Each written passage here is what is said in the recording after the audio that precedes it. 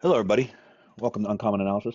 I want to take a few minutes to just discuss, I guess, again, the election. It's been about a month, a little over a month now since the election happened, and the left still does not get it.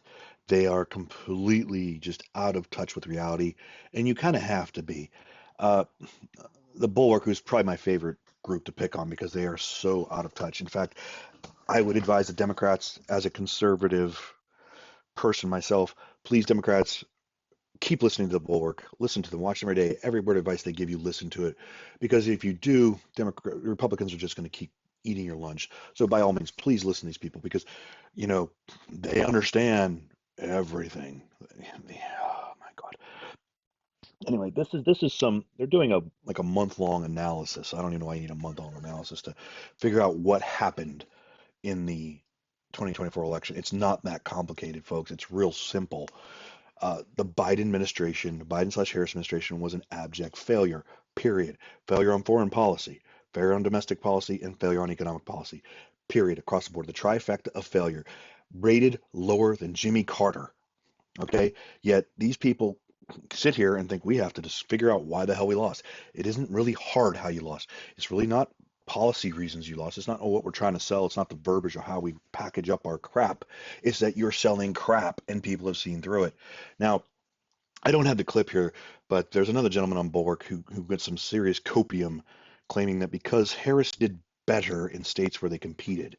Now, which means basically the Harris campaign, because of Breby campaign, really only competed in 7 swing states. And actually, there were only 6 swing states. North Carolina was never in play, even though they tried to make it in play. North Carolina was never, ever in play. That was a hope beyond hope of the Kamala Harris Biden campaign to try to put it into play in hopes of creating some alternate possibilities. They knew, and they said as much. The only real path they had was through the upper Midwest, and it wasn't all that strong. Of course, it wasn't strong because they're shit. They're crap. They fell apart. They're nasty. It's terrible. It's just no way around it. Anyway, I digress. But I don't have video of him, but he's basically up there saying liberal policies didn't fail because in the places we actually campaigned, in the 7 states we campaigned, Trump's gains weren't as high as they were in the states where we didn't campaign. Well, no shit, Sherlock. That's not proving your policies are selling. That just proves you spent money. At 1.5 billion plus dollars, I'd hope you saw some sort of payback for the money spent. You damn well better believe the margins better not be higher. I don't care what you're selling. If you're marketing that hard, you better see some sort of improvement in places where you're not.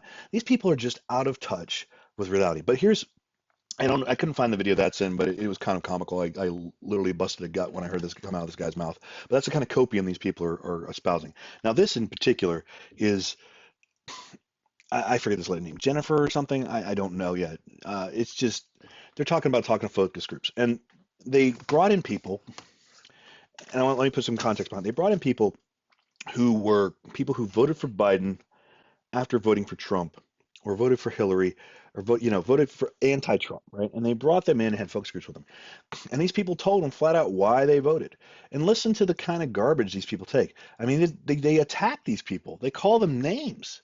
They don't want to hear what they have to say. Listen to this guy. Listen to this guy. Here we go. Voters who were sort of not committed Democrats at all, but sort of typically vote Democrats who are more low information, more just general election voters, not people who follow politics closely, who they were the late breaking independents, who really, Kamala Harris held steady with our kinds of people. It's basically the only group she didn't lose They're, ground they're kinds of people now. Remember this. They're kinds of people. This tells you all you need to know about these people. Right there, that statement alone. with was our people. And by our people, I mean these sort of Trump to Biden voters who consider themselves kind of center right. Like she had college educated suburban voters. She did fine with them. She stuck. She did a little bit better in some places and otherwise held steady. Everywhere else she backslid. Hispanics, black men, young people, everywhere, right? And so these were the people though that saw those numbers. These are these kind of voters. And this fits with my unseriousness argument. There were at least 3 people in these focus groups who said specifically that they didn't vote for Trump, they voted for RFK. That was the prospect of RFK being in Trump's cabinet running HHS that made them vote for Trump. They even said some of them were like, I don't really like Trump. I think he's a bad guy, but RFK. And I am sorry, but that makes you an unserious person. That's right. That's right, guys. That's right, guys. If you are an unserious person because you looked at the people around Trump and said, you know what? Trump may be a jerk sometimes. I may not fully agree with him, but I like RFK and I think the FDA and the HHS is captive and has problems, and I want somebody in charge of that that's going to do something about it. But yes, you're unserious. These people are morons. These people literally just insulting. He does this through his entire thing. This entire video is about, I don't know, about an hour and a half long. And throughout the entire video, he just insults the people in his focus groups who don't agree with him, who didn't vote for Harris.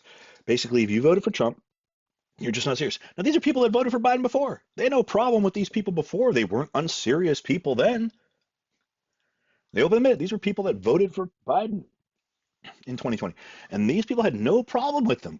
They didn't call them inserious, didn't they? These people are dealing with such unattached from reality nonsense. They cannot see it. They just can't. They're insulting. Please keep it up. Keep it up. The Democratic Party will go the way of the Whigs if these people do not wake up. Now, I'd be okay with that personally because the Democratic Party has been destructive. And they are on a long-term slide, and they've been on a long-term slide for a long time, in my personal opinion. They don't see it. They got a reprieve. They played identity politics and got the 2008, a very bad economy in 2008, a very unpopular president in 2008, put Obama in office. And Obama was without question, one of the most destructive presidents of my lifetime, bar none. Bar none. He divided this nation in so many ways. His identity politics he brought with him, and the Democrats continue to try to grasp at, are just insane. But it's not just these guys. It's universal. Let me show you another clip. Here is a woman. She was a canvasser. I think a lot of her posts were canvassing out. She's out canvassing and trying stuff. And she was pro Kamala and they're going to win and all this other stuff. And now here she is. The election's over. It's about a month later, and she went to some conference because you need a conference to somehow tell you why the late-breaking people voted for Trump, because it's not obvious to these people because they're clueless. But let's see what she has to say. You know how we've been hearing that the last minute swing voters kind of overwhelmingly broke for Trump in the election and not Kamala Harris? Well, I went to a Navigator polling briefing this morning where they tried to get to the bottom of why that happened, It's not and I hard thought to I would figure that share out. some of their takeaways. Okay, first of all, let's just say needing to go someplace to figure out why something happened when it's blatantly obvious is comical in itself. But let's see what she has to say. With you, even though some things can't be captured in polling, like misogyny and racism. So Yes, misogyny and racism. Here we go, more copium. The country that elected Barack Obama twice is racist. Okay, and Kamala Harris deserved to win just because she didn't have a penis. We're back to that argument. She's a terrible candidate. She ran a terrible campaign. She's from a terrible administration that had wrecked everything. 4 years of failure. 4 years of failure on every level. But we got to vote for her just because she doesn't have a penis. Insane. These people are insane. Anyway, let's hear what she's got to say. What did the polling tell her? So perhaps the single biggest takeaway was just when they talked to these focus group voters, some of whom were base voters, but a lot of whom were swing voters who made up their minds sometimes the day of the election. Their views of the economy were overwhelmingly terrible. They were even more negative than views of the economy were during the coronavirus pandemic. 70% of the people they talked to said the economy was terrible. And because it is. It's a shit show out there, folks. These people are in denial. They don't want to hear it. They didn't want to hear it during the campaign. They don't want to hear it now. Don't believe me? Here we go. There's another canvasser. Let's hear what she has to say. What did surprise you the most when you were there on the ground in Pennsylvania? You talk about the disconnect between this sort of like celebrity-fueled campaign and what you were seeing when you're knocking on these doors. Well, Yes, because celebrity fueled campaign, that ought to tell you right there and then why you lost. Nobody gives a shit about celebrities. What world do these people live in? What world do these people live in? They think a celebrity endorsement is going to shift somebody. If you're working nights and weekends and can't see your kids and struggling to put food on the table, you think you give a shit about what some rapper has to say or some artist who gets millions of dollars to step and fetch? And yes, that's what they do for a living. They step and fetch. Nobody gives a shit about your political opinions. You have millions of dollars. Good for you. You get paid money for lots of money to do insipid things to entertain the public. That's great. You're basically jesters. That's what you are. You're highly paid jesters. That's what you do. You have no more ability to lecture people about politics than anyone else on the planet. You are morons. Shut the hell up. Sit the fuck down and know your role. Stay in your goddamn lane. But let's listen. first of all, the severity of the hardship for working people in the United States these days, it was really eye-opening. I report about immigration. Why was it eye-opening? It shouldn't have been eye-opening.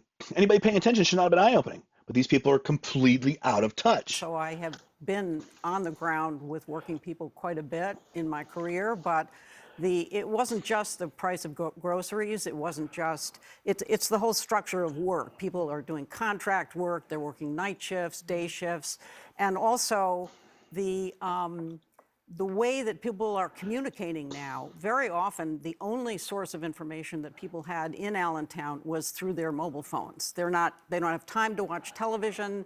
It was just a tremendous gap of communication with working people that I encountered, and There's not a gap of communication.